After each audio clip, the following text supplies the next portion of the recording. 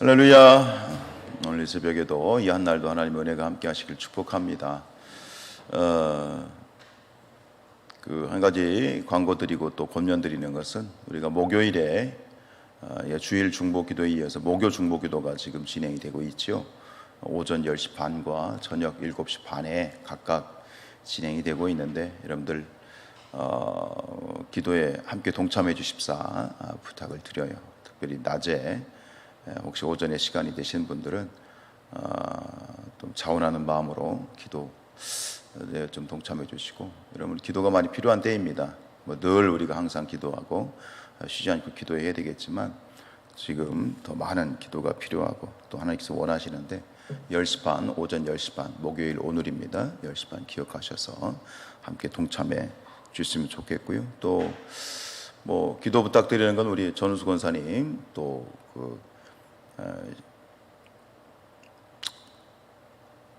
시아버지께서 지금 여러 가지로 몸이 많이 불편하신 상황 가운데 있어요. 이렇게 저렇게 지금 연로하신 부분도 있고 또 병원을 지금 계속 출입하시면서 치료를 받고 계신데 여러 가지로 많이 좀 기도가 필요해요. 성함이 어떻게 되셔요? 낙자 반자, 이름이 낙자 만자. 우리 남편 되신 최병욱 우리 성도님 부친 되시는 최자 낙자 만자. 하나님께서 그 육신과 영혼을 만져 주십시오. 그래서 기도해 주실 거죠? 최자 낙자 만자, 낙자 만자. 이름이 좀 어렵네요. 그렇죠?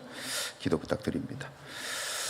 자, 오늘 이제 전도서가 총 12장으로 되어 있는데 오늘 이제 11장 이제 내일 마치게 되겠네요.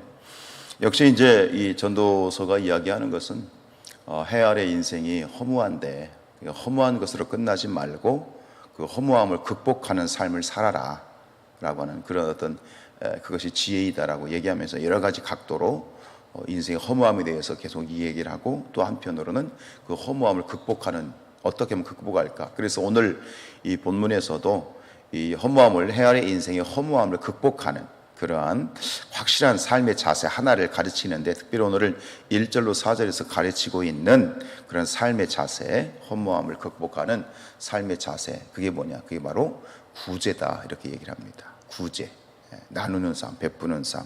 어제 우리가 수요일 설교와 또 비슷하게 지금 가고 있는데요.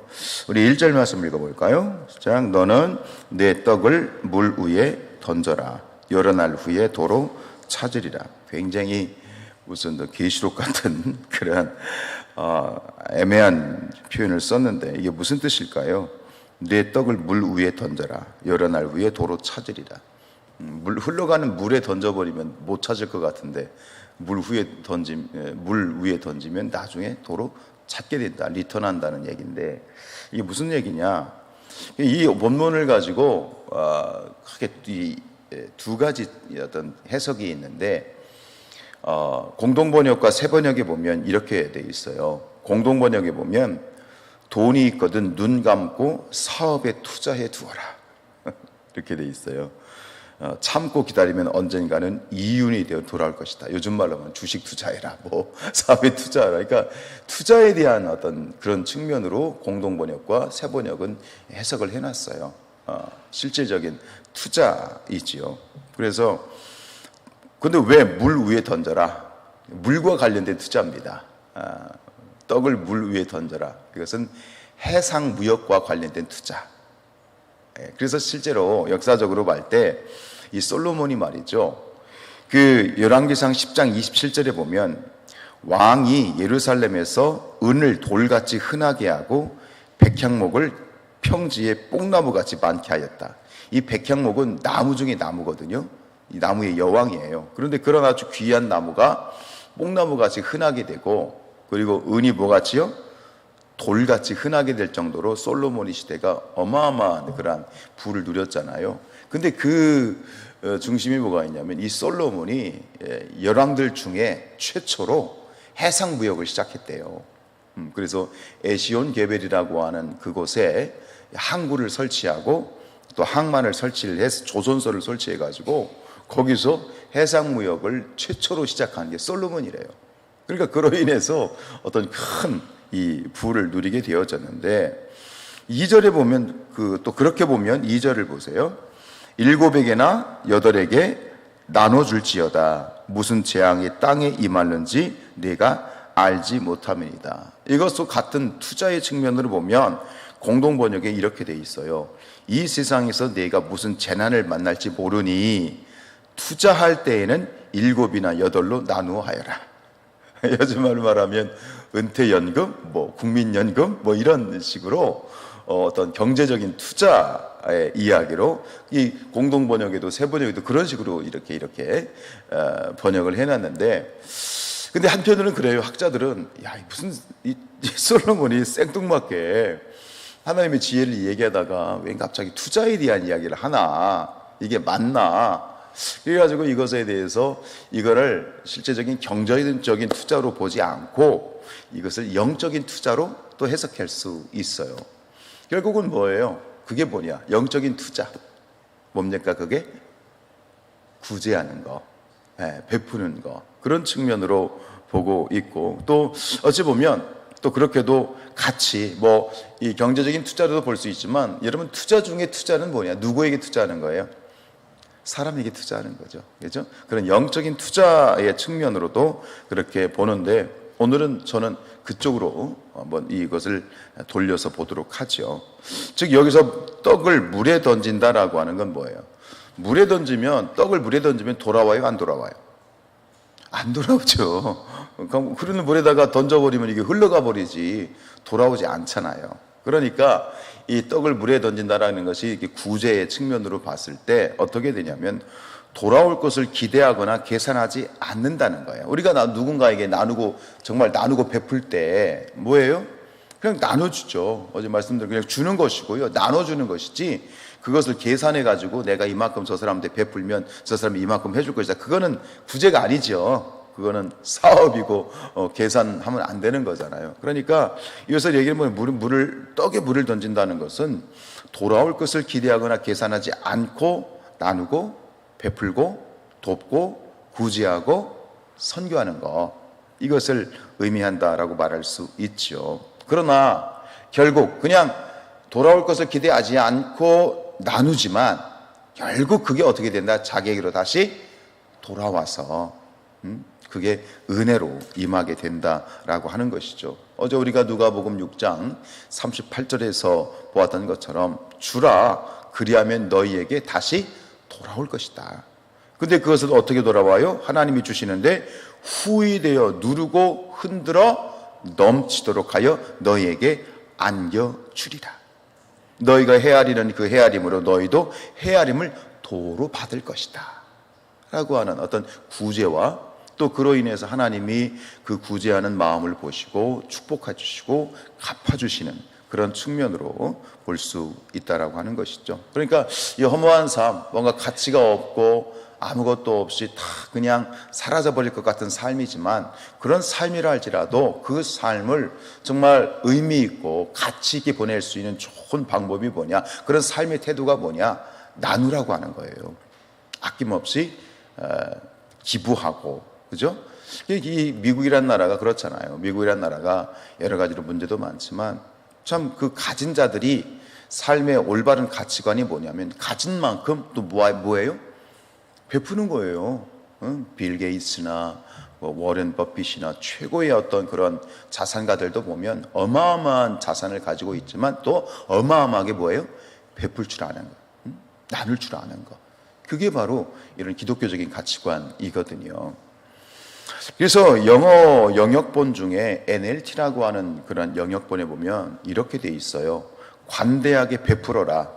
이는 네가 베푼 은혜가 훗날 너에게 돌아올 것이기 때문이다.